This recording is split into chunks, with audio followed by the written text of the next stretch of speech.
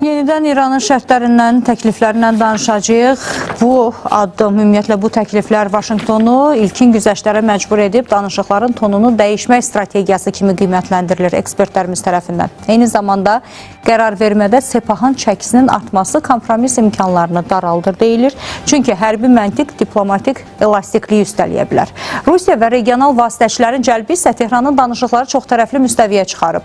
Birləşmiş Ştatlar təzyiqini balanslaşdırmaq istəyindən xəbər verir deyirlər. Ümumilikdə bu model sürətli razılaşmadan çox vaxt udmağa, daha doğrusu vaxt udmağa hesablanıb və şərtləri də yenidən yazmağa hesablanıb sanki.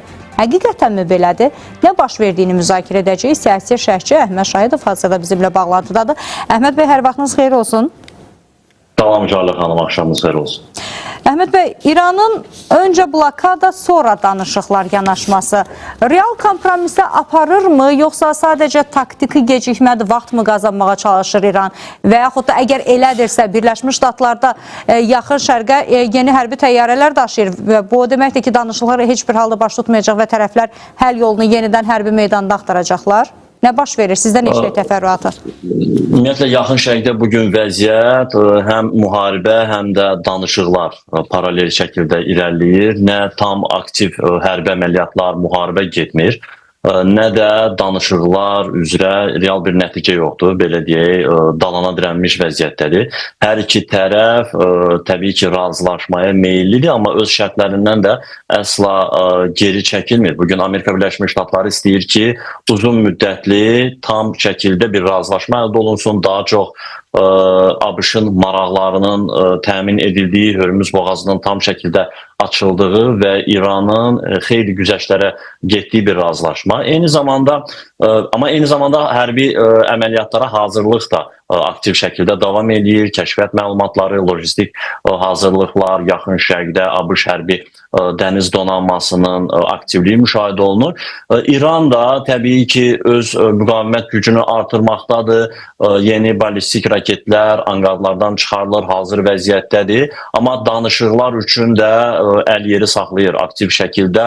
Omanda, Pakistanda, indi artıq Rusiyada pasiv bir vasitəçi kimi ortaya atılıb ki, bu artıq Tehranın danışıqlarda maraqlı olduğunu, amma eyni zamanda Tehranın irəli sürdüyü şərtlər də maksimalistdir. ABŞ tərəfindən əsla bugünkü şərtlərdə qəbul olunan deyil.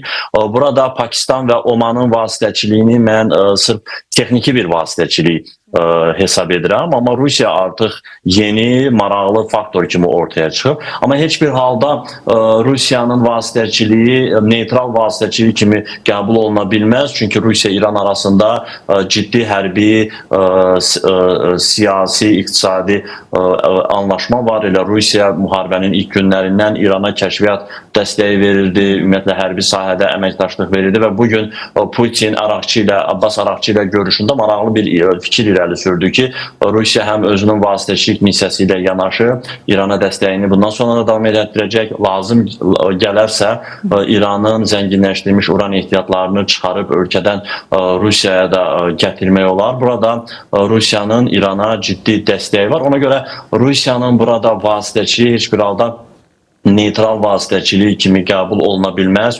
Xüsusən də Qərb dünyası bunu qəbul eləmir.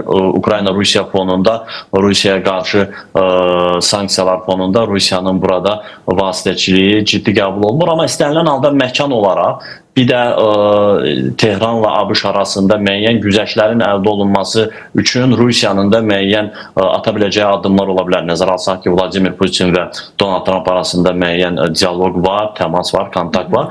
Amma istənilən halda real bir nəticə yoxdur. Hər an müharibə yenidən qızışa bilər. Əslində, açığın deyim, heç bir tərəf müharibənin yenidən başlamasını istəmir. Amma buna hazır vəziyyətdədir. Bugün ABŞ üçün müharibə hər gün 1 milyard ABŞ dolları deməkdir. Artıq 60 milyarddan çox vəsait xərclənib. Nəticə, yəni Prezident Donald Trump'ın müharibənin ilk saatlarında irəli sürdüyü hədəflərin heç birinə çatılmayıb.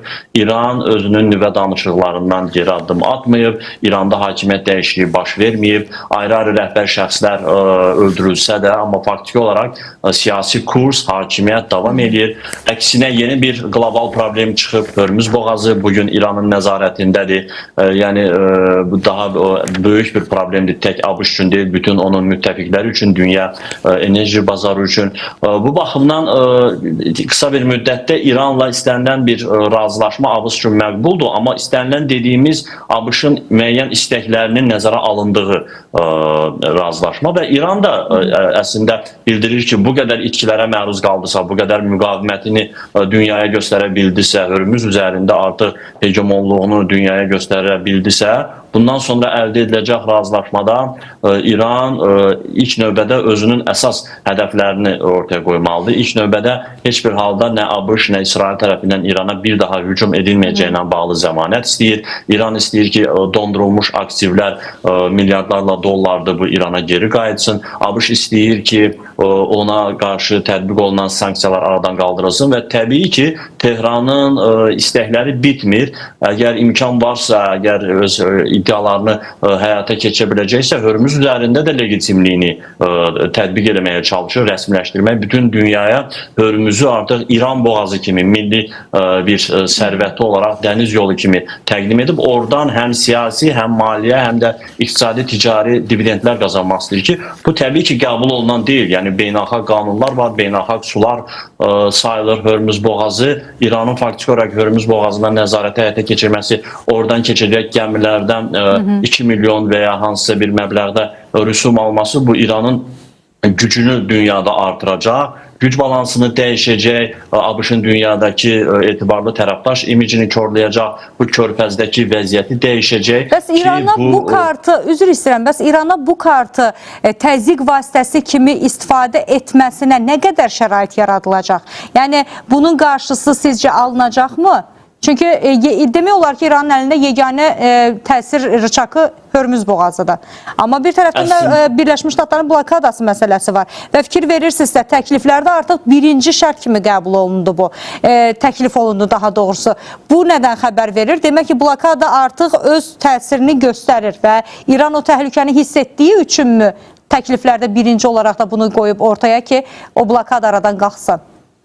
Qəribə bir vəziyyətdir Jalə xanım. İran öz ərazi sularında Hörmüz boğazından nəzarət həyata keçirir, belə deyək, blokadaya alıb. ABŞ o hərbi dəniz donanması daha böyük miqyasda boğazı blokadaya alıb. Heç bir halda bu blokada nə ABŞ-a, nə İrana, nə dünya ölkələrinə sərf eləmir və istəyirlər ki, bu boğaz açılsın. İndi elə məhz danışıqların da predmeti budur ki, Hörmüz boğazı üzərində hansı bir format olacaq, müharibədən öncəki idarə etmə üsuluna mı qayıdılacaq, beynəlxalq sular kimi olacaqmı? Əslində İran bu Hörmüz boğazından istifadə edir, yəni bu danışıqlarda bir təzyiq vasitəsi kimi istifadə edir. İranda da bilirlər ki, heç bir halda İranın Hörmüz boğazı üzərində daimi hegemonluğu qəbul olunan bir şey deyil. Sadəcə bundan təzyiq vasitəsi kimi istifadə edir ki, özünə qarşı olan sanksiyalar aradan qaldırılsın, dondurulmuş aktivlər geri qaytarılsın və İrana bir daha hücum edilməsin. Düşünürəm ki, tərəflər arasında danışıqlarla bağlı bir siyasi iradə var. Heç bir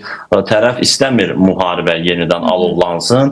Hər iki tərəfə həm maddi, həm də hərbi canlı insan baxımından itkilər deməkdir. Ona görə bu danışıqların nəticəsi olaraq müəyyən razılaşmalara gəlinə bilər, amma burada İsrail faktoru da var. İsrail ötən illərin təcrübəsində istər Cenevrədə, istər Omanda olsun, müəyyən razılıq əldə olunan son anda yenə İrana hücum etməklə bütün oyunu pozmuş oldu. Amma burada artıq Vaşinqtonun ciddi bir xəbərdarlığı var Tel-Əvivə ki, heç bir hərbi əməliyyat Vaşinqtonun icazəsi olmadan həyata keçirilə bilməz.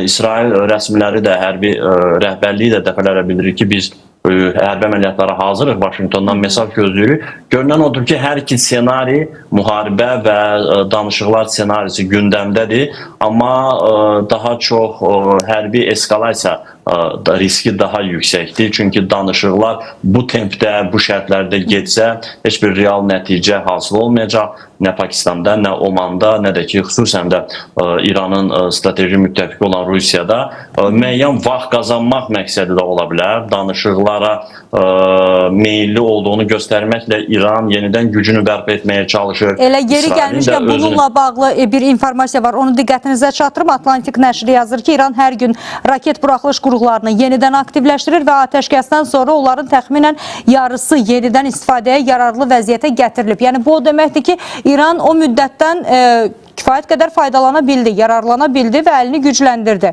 Amma Birləşmiş Ştatlar da dediyimiz kimi boş dayanmadı. O da təyyarə daşıyır Yaxın Şərqə. İran ümumiyyətlə son illər elə bir hərbi sənaye sistemi qurub ki, demək olar ki, hər gün 100-dən artıq dronlar istehsal edir və çox ucuz qiymətə olan bu dronlar ABŞ-ın, İsrailin milyonlarla dollar dəyərində olan Tomahawk olsun, Patriot sistemlərini belə deyək, xərclənməsinə gətirib çıxara bilir. Bir 50 min dollar qiymətində olan İran dronunu vurmaq üçün ABŞ və İsrail 1-2 milyon ABŞ dolları məbləğində olan Tomahawk raketlərindən istifadə edir ki, bu təbii ki, sanki bu müharibədə kim daha çox yorulacaq, taqətdən düşəcək, gücü tükənəcək, imkanları tükənəcək yarışıdır və İsraildə müharibənin ilk günlərində İsrail ərazisinə düşən raketlərin 98-99% zərərsizləşdirildisə, son günlərdə artıq bunun 60-65% idi. Yəni İsrailin o dəmir qübbəsi, Davudun sapandı və digər havadan müdafiə sistemləri də artıq gücdən düşmüşdü. Bugün İsrail də öz gücünü bərpa edir. Bugün ABŞ-da da hərbi sənaye sahəsi artıq 3 növbəli rejimdə çalışır. Yəni hər iki tərəf aktiv müharibəyə hazırlaşır, amma danışıqlarda da bir sürpriz qərar ola bilər. Amma ümumən baxdığımızda bu Yaxın Şərq məsələsi heç bir halda davamlı bir sülhə gətirib çıxarmayacaq. Ola bilər 6 ay bir sülh olsun, yenidən müharibə olmansın. Ümid edirik ki, belə olmayacaq və tərəflər uzun müddətli atəşkəsə gedəcəklər və sülh bağlaya biləcəklər. Hər iki tərəf də müəyyən kompromislərə gedəcək və nəticə etibarilə regionda müharibə dayanacaq. Çox təşəkkür edirik Əhməd bəy ətraflı şərhiniz üçün.